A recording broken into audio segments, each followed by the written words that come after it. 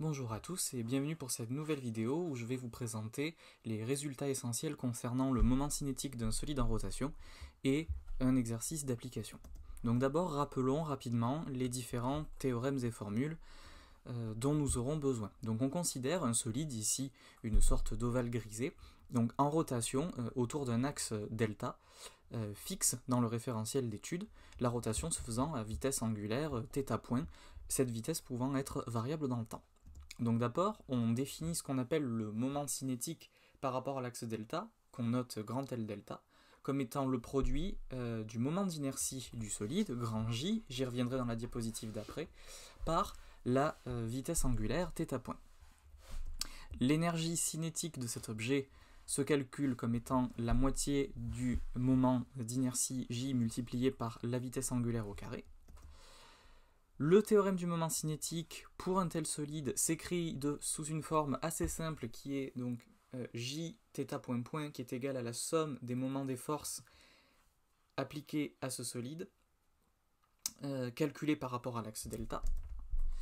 Et enfin, on peut aussi écrire le théorème de l'énergie cinétique qui est donc que la dérivée de l'énergie cinétique de ce solide est égale à la somme sur la somme des puissances des forces extérieures au solide appliquées à ce dernier. Il est à noter que ces deux derniers théorèmes ne sont applicables qu'à des solides indéformables, c'est-à-dire dont la distance entre chaque point est fixe dans le temps.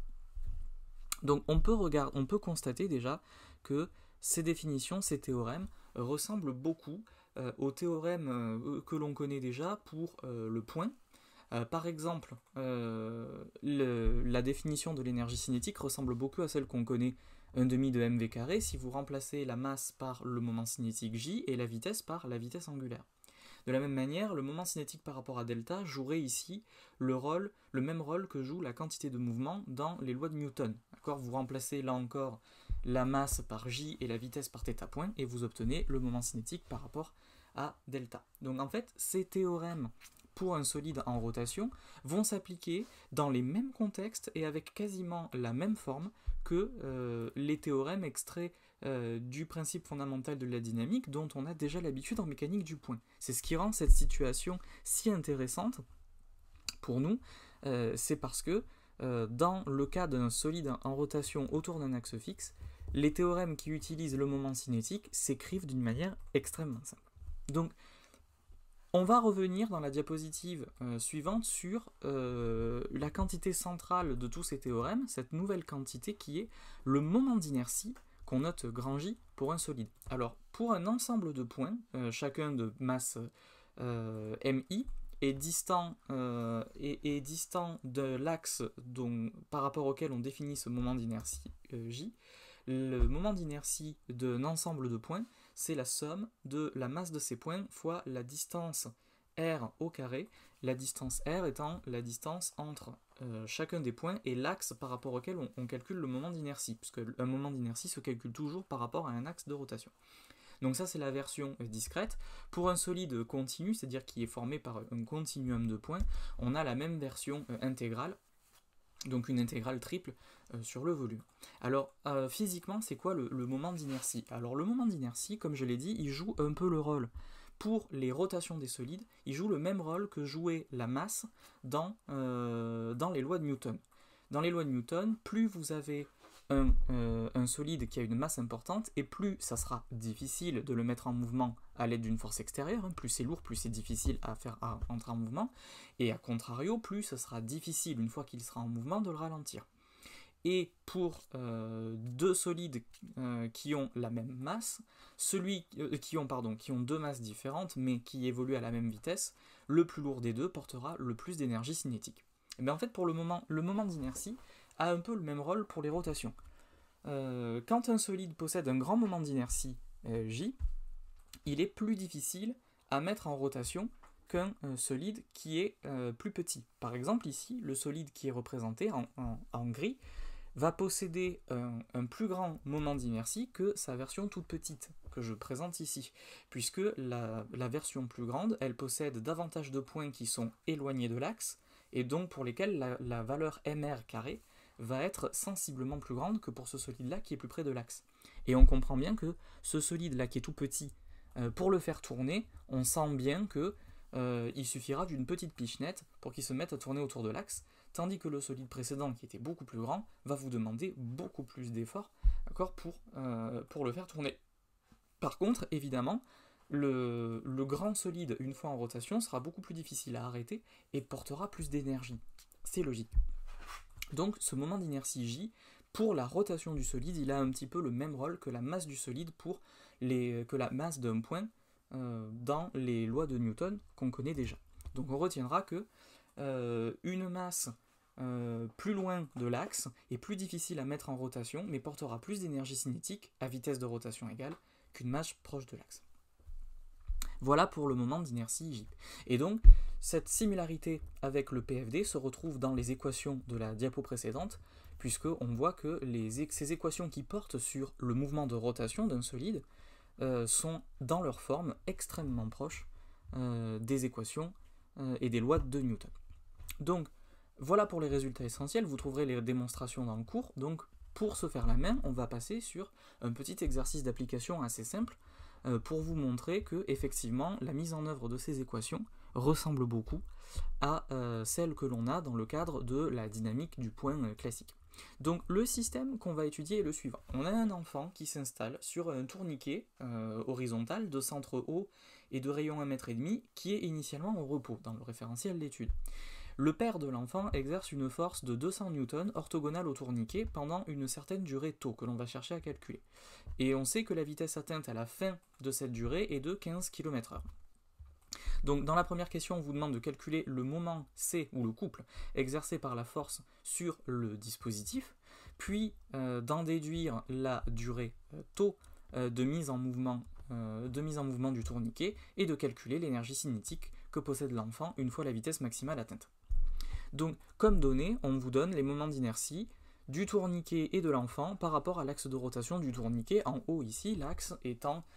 ici, sur le dessin, on a représenté le système vu du dessus. Donc, comme d'habitude, je vais vous laisser un petit moment pour chercher cet exercice, donc en utilisant les équations des diapositives précédentes.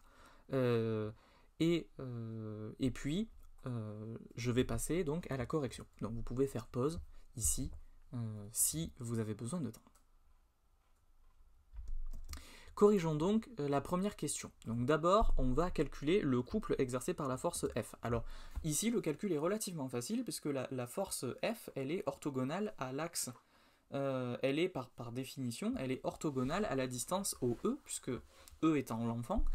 Donc le calcul du moment de la force peut se faire par exemple à l'aide du bras de levier, et on montre que ce calcul est très simple puisque vu que la force et l'axe OE sont orthogonaux, le couple est simplement le produit de la force par la distance OE, ce qui nous donne ici une valeur de 300 Nm. La deuxième question, donc, qui consistait à déterminer la durée de mise en mouvement, pour faire ça, on va utiliser le théorème du moment cinétique de la même manière que pour répondre à une question similaire sur un point, on aurait utilisé un PFD. Donc ici, on va utiliser un TMC sur le système enfant plus tourniquet dans le référentiel terrestre supposé galiléen. Donc le bilan des forces nous donne sur ce système le poids à la fois du tourniquet et de l'enfant et la réaction du support, ainsi que la force F exercée par le père. Les deux premières forces verticales n'ont pas de moment par rapport à l'axe de rotation que l'on considère. On va le montrer sur l'exemple du poids en calculant le moment donc, du poids par rapport au point O d'abord, et ensuite projeté sur l'axe de rotation du tourniquet qu'on a appelé OZ. Donc le moment du poids par rapport au point O, donc on le calcule avec un simple produit vectoriel ici. On va utiliser des coordonnées cylindriques, bien entendu, pour le calcul ici. Donc on obtient un moment en MGL Uθ, Uθ étant le vecteur orthoradial pour E, qui est tangent, qui est à peu près dans la même direction que la force F ici, et bien entendu projeté sur l'axe vertical, le produit scalaire vaut 0. Le raisonnement serait le même pour la réaction normale du support du tourniquet. Voilà. La liaison, on précise ici que la liaison pivot qui permet de faire tourner le tourniquet autour de son axe, on ne l'a pas dit dans l'énoncé, mais on va donc la supposer parfaite, et supposer qu'il n'y a pas donc de couple qui représenterait le frottement de cette liaison pivot sur son axe. Donc le seul moment de force par rapport à l'axe OZ que l'on possède, c'est celui de la force F que l'on a calculé précédemment. Donc quand on va écrire le TMC, on va donc obtenir, d'après les équations qu'on a déjà, que J θ point point, θ point point étant l'accélération angulaire du système, est égal à C, donc le couple exercé par la force F. C et J étant des constantes, on peut facilement intégrer θ point point pour obtenir la vitesse angulaire de rotation, qui est nulle initialement. Et en multipliant par L le rayon du tourniquet, on peut faire apparaître la vitesse de l'enfant et isoler la variable temporelle. Et donc en remplaçant la vitesse de l'enfant par la vitesse maximale donnée dans l'énoncé, il vient que la durée nécessaire pour que le système atteigne cette vitesse-là est de un tout petit peu moins de 3 secondes, donc 2 secondes 8. Voilà. Donc ça c'est typiquement le genre de calcul que l'on faisait facilement quand on traitait des chutes libres, des chutes libres pour un PFD. C'est pas compliqué. Et pour calculer l'énergie cinétique, on utilise tout simplement la formule. L'énergie cinétique de l'enfant c'est 1/2 de J θ point carré, J étant ici le moment d'inertie uniquement de l'enfant, et après calcul on trouve 290 joules. Oui, notons, je ne l'ai pas écrit ici, que dans la question précédente, le moment grand J d'inertie, c'est le moment d'inertie du système total, donc c'est la somme du moment d'inertie de l'enfant et du tourniquet, qui s'additionnent. On peut, s'ils sont calculés par rapport à un axe identique, les moments d'inertie s'additionnent. Voilà pour ce petit exercice qui est là pour vous montrer un exemple simple d'utilisation du théorème du moment cinétique et des équations associées pour les solides indéformables en rotation autour d'un axe fixe. Voilà, j'espère que cette vidéo vous aura été utile et je vous dis à bientôt pour la prochaine vidéo.